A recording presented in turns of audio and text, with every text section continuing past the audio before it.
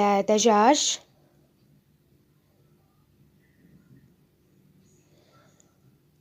اسمها المطابقة، في كتير بيحكولها في الأردن المطبق. طريقتها جدا سهلة، وما شاء الله كتير نحنا بنعملها أهل بلاد الشام في موسم الشتاء، وخصوصي أهل الأردن. هون أنا مستخدمة الطحين. الطحين لازم يكون ماكس بين طحين القمح وبين الطحين الأبيض. هون أنا حستخدم كاستين في كاستين، كاستين طحين قمح، كاستين طحين أبيض. فيكم كمان تستخدموا كاسة طحين قمح أو كاسة طحين أبيض.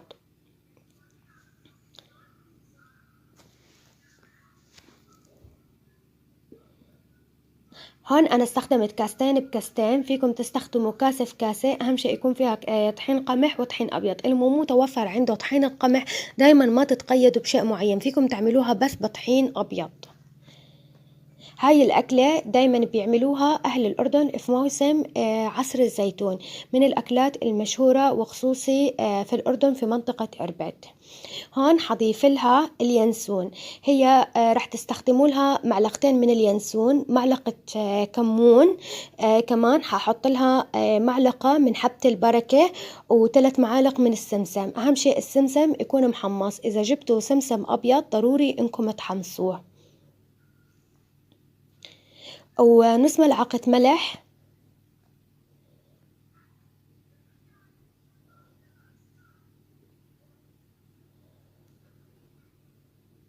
هون ضفت السمسم. وخبرتكم السمسم لازم يكون محمص. حضيف لها المي بتكون فاترة في البداية، ما تضيفوا المي مرة واحدة. هون بدها تقريبا من كوبين لكوب ونص. في أنواع زيت بتاخد مي كتير، في أنواع زيت بتاخد مي شوي، ما تضيفوا المي مرة واحدة. حضيف لها هون نص كوب من زيت الزيتون. هاي الأكلة بدها زيت زيتون، يعني لازم تعملوها في زيت الزيتون. حبلش أعجن فيهم لحد ما يصير عندي العجين لام على بعضه. هون كنت أنا في البداية ما حطيت الملح، حرجع أضيفه في الخطوة هاي.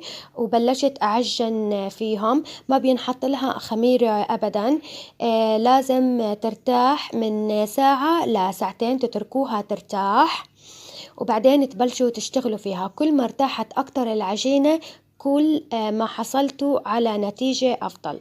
في هاي الخطوة أنا ببلش أحضر في الدجاج. هون استخدم الدجاج على حسب عدد أفراد أسرتكم. هنا أنا مستخدمة فقط دجاجة واحدة، قطعتها من النصف. فيكم تقطعوها 4 قطع، فيكم تقطعوها من النصف، فيكم تحطوا دجاجة كاملة من دون ما تقطعوها. حطيت عليها المطيبات، حبة بصلة واحدة، وحطيت عليها رشة من الفلفل الأسود، وححط عليها نص ملعقة من الملح، وأتركها تستوي استواء كامل. لازم الدجاج هون يستوي معي استواء كامل. في البداية خلوها تغلي أول غلوة، وشيلوا الزفرة عنها وتركوها تستوي استواء كامل. هون أنا بحط نص كوب من زيت الزيتون. حبلش أحضر في البصل. البصل هون أنا عندي مفروم فروة، الفرمة تاعته بتكون ما بين الخشن والناعم. هون مستخدمة كيلو بصل. كل طابقة بدها تقريبا نص كيلو بصل. أنا هون مستخدمة كيلو بصل كامل. في أنواع بصل بتدوب، وفي أنواع بصل بتفضل كميتها وفيرة. هون أنا مستخدمة كيلو بصل كاملة. حبلش أجهز في الطبخة. البصل لازم يستوي معي استواء كامل، ما بصير أطبخ البصل نص استواء. الأكلة هاي ما بدها بهارات أبدا، فقط بدها نص ملعقة من الكمون الصغيرة، وكمان بدها ملح وفلفل أسود. ما تضيفوا لها أي نوع من البهارات، ما بينحط لها أي نوع من البهارات. بس يستوي عندي ضفت لها هون نص ملعقة كمون، نص ملعقة من الفلفل الأسود، ربع الملعقة من الملح. ما تكتروا كتير ملح عليها، لأنه برضو العجينة فيها ملح، والبصل حيكون فيها ملح، والدجاج حيكون فيه ملح. ما تكتروا كتير فيها ملح. حبلش أطبخ فيها لحد ما أحصل على بصل مستوي استواء كامل. هون عندي أنا بلشت أعجن في العجينة، صارت عندي جاهزة. ببرد البصل، لازم البصل يكون بارد معاي عشان أبلش أشتغل فيها. هاخد من زيت البصل وأبلش أقطع فيها. هاي العجينة عملت لي 2 من المطابقة، حقطعها في البداية ل4 كرات وأبلش أفرد فيها.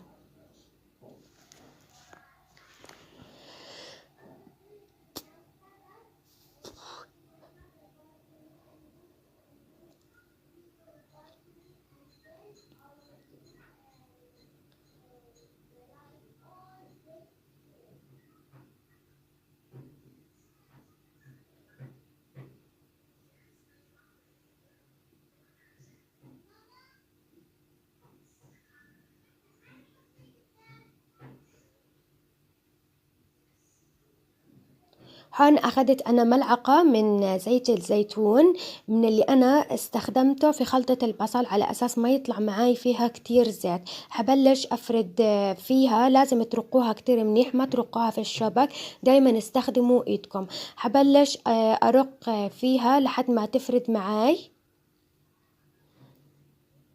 لازم تكون كتير رقيقة على أساس ما تكون معجنة معاكم.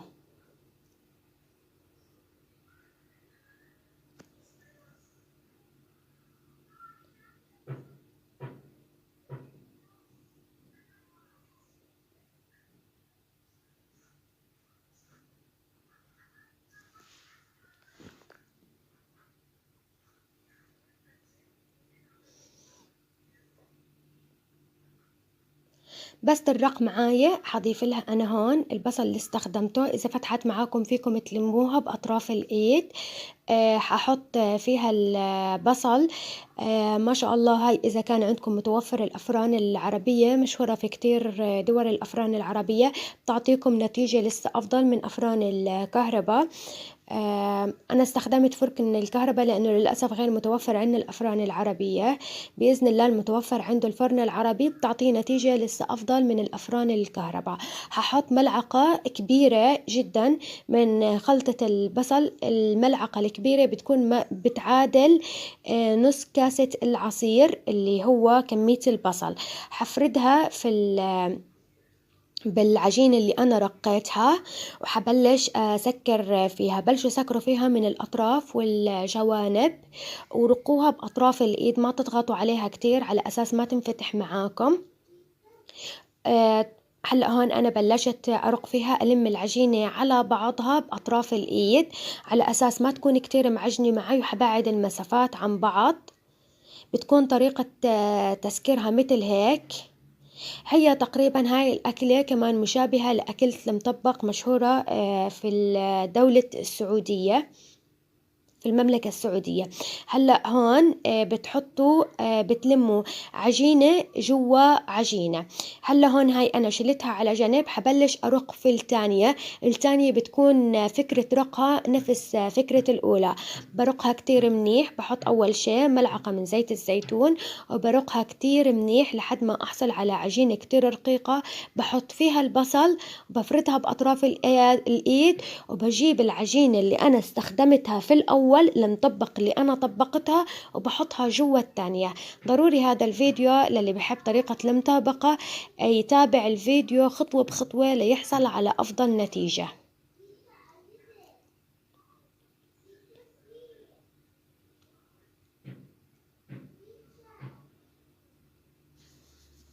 هلأ ببلش أرق في التانية.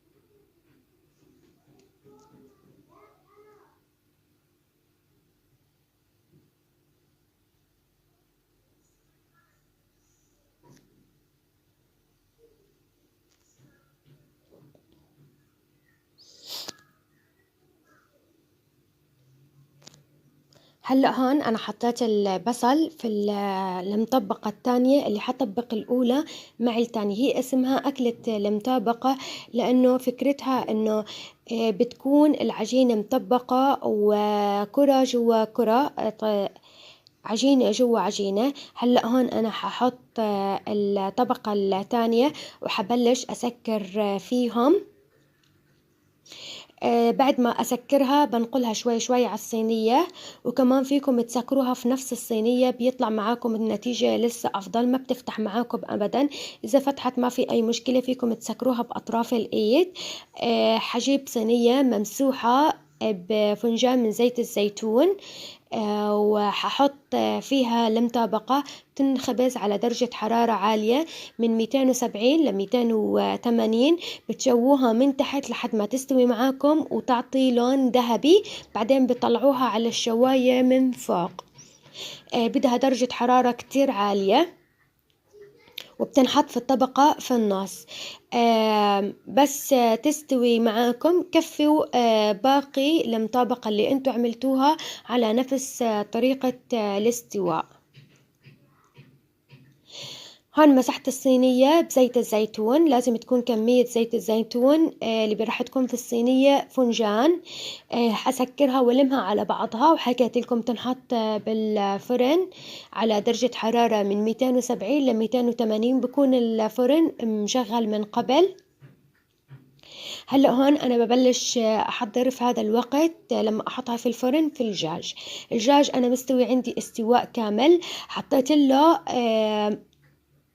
4 معالق طعام من البصل اللي أنا كنت عامليته للمطابقة، وفنجان من زيت الزيتون، وحرش عليهم رشة فلفل أسود، وحرش عليهم رشة خفيفة من الكمون والبابريكا، ربع الملعقة الصغيرة، والسماق ملعقة كاملة، ورشة ملح كتير خفيفة.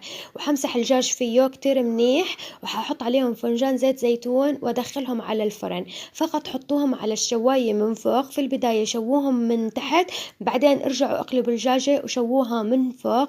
بتاخد معاكم فقط 10 دقائق، من 7 ل10 دقائق. الدجاج أنا مستوي معاي استواء كامل. فقط أنا بس حشويه وأعطيه نكهة المشوي، بيطلع معاي طيب، وبنفس الوقت بيطلع معاي لون الدجاج كتير حلو.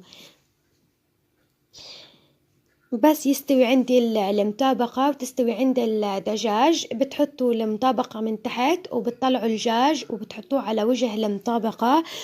فيكم تزينوها بشرحات الليمون، شرحات الفلفل، رشة بقدونس كتير